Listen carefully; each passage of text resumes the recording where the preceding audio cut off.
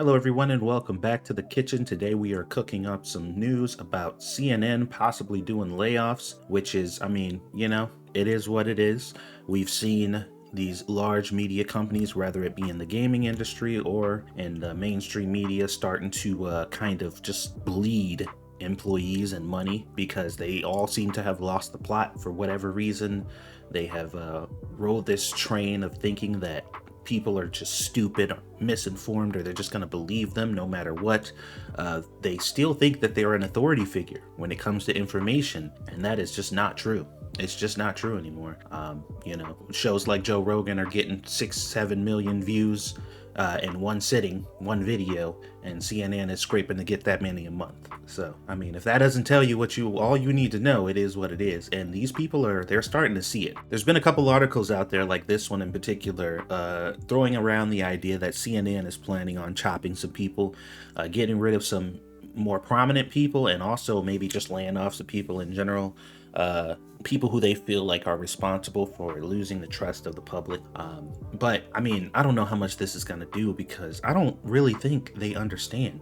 Like, I genuinely don't. I don't think they know the reason. Like, they're trying to fix a problem, but they don't know the origin. They don't know where it's coming from. And you can tell with clips like this. There's this sense, right, that whiteness, right, is under threat. The demographic shifts. The country isn't what all of these racially ambiguous children on Cheerios commercials are confusing the hell out of me. Right? Eddie, a lot of people voted because their life's too damn expensive, and it was here, and they voted for. You're telling me, Stephanie, that all of these people who believe that their lives are, that bread is too high and eggs are too high, that they voted for a convicted fella, a guy who said we can grab the pea. I think that a lot they of voted for this guy. I'm not defending it, but I think there are tons of people that don't pay attention to, and I'm not defending it, don't pay attention to politics at all. But while we live in the most prosperous country in the world, people are saying life's not fair, I'm not doing well, my son's still living in the basement, I can't seem to get a job, I don't like the status quo, I'm voting for something else, and he was the person. I love you to life, I love you, but I do not believe that. I cannot believe that. And the reason I think you believe it is because you don't want to believe that that's what's really motivating them. So yeah, notice the wording there. He does not believe it. And not only that, he cannot believe it. He absolutely refuses to accept that the only reason that anybody could not vote the way he wanted them to is they have to be racist. Now, mind you, he started off the statement explicitly saying that it's white people thinking they're at risk. But we looked at the numbers. You showed us the numbers. We all saw that it was not explicitly white people who voted for Donald Trump. So I don't understand how you can keep throwing this narrative out there that the only explanation could be racism. Like, it just doesn't make any sense. And also, too, once again, regardless of if, there's a racist component to it, which I'm sure there is with a lot of voters, but definitely not significant enough to turn an election. All of these people, when you look at them, have a history of voting for Obama. They have a history of voting Democrat against Trump in the last election that he lost. So, the fact that these people are too stupid to understand that issues change, that everybody in the world or everybody in the US is an individual with their own individual lives who have things that they are worried about, and they just they can't get their mind, they're like, look, we are a dogmatic religious cult. The only reason that we do anything is for the narrative. That's it. There is nothing else. We are a cult. That's how we do everything. There is always an explanation, and the explanation is the narrative. And I will not acknowledge anybody behaving outside of the narrative that we set. These are the rules that we made. These are the lies that we told. This was the indoctrination that we used, and we can't fathom that people are not being controlled by our lies and indoctrination. We did a really good job lying to you. We did a really good job manipulating the narrative. How can you say that there are people out there who are not being brainwashed by us effectively? I refuse to believe it, because it's always worked. Our manipulation has always worked. Our lies and our slander and our misinformation has always worked. So I refuse to believe right now that you were telling me that our indoctrination is not effective anymore. That's exactly what he's saying.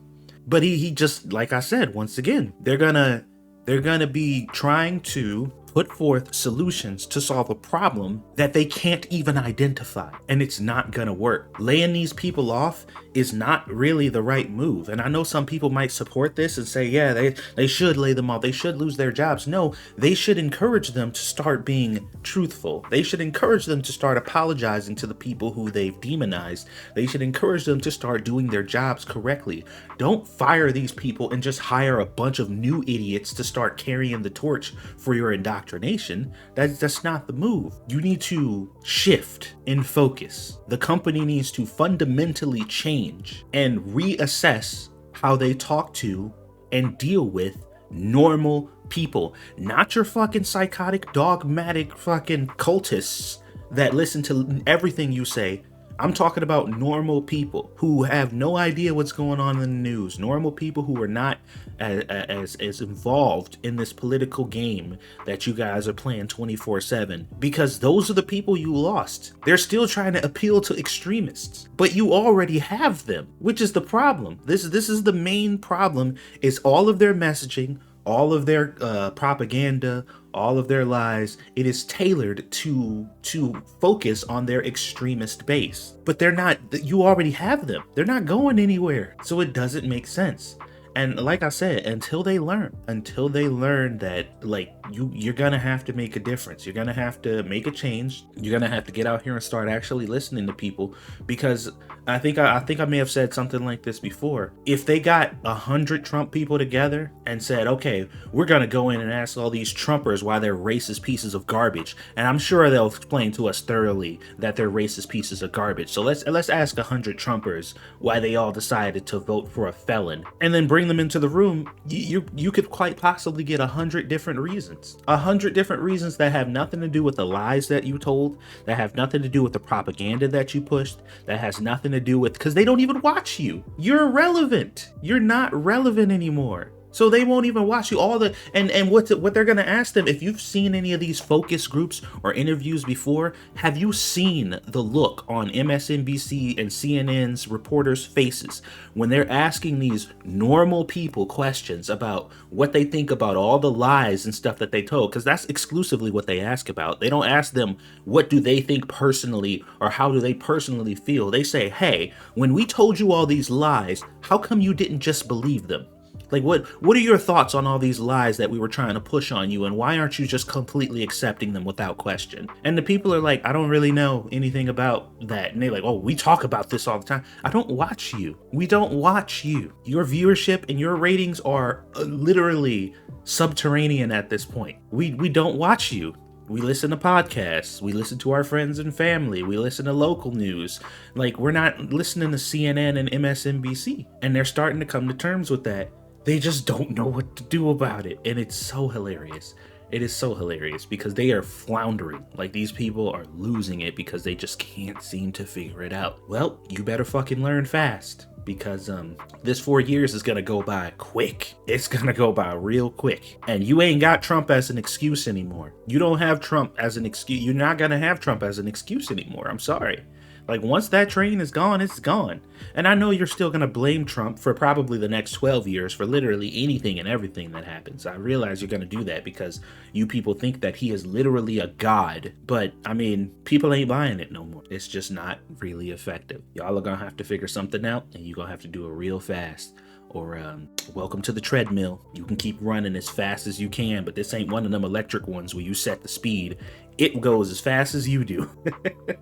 But anyway, just wanted to talk about this because it is fascinating to see. It is very interesting to see the mental gymnastics that these CNN and MSNBC and all these other reporters has to really go through, and they're really struggling. They're going through literal mental breakdowns trying to understand how they could possibly be wrong, how their indoctrination could just not be working when it was working so well before. I guess it's time to start unlearning some of those behaviors, huh? That's a term you guys love. Time to start unlearning some of those biases, possibly?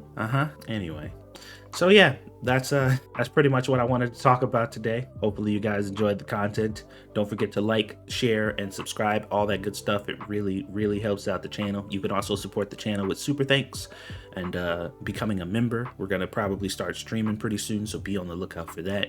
All the feedback and stuff has been really awesome. Really appreciate it. But yeah, with that, guys, remember, if you cannot stand the heat, stay the fuck out of the kitchen.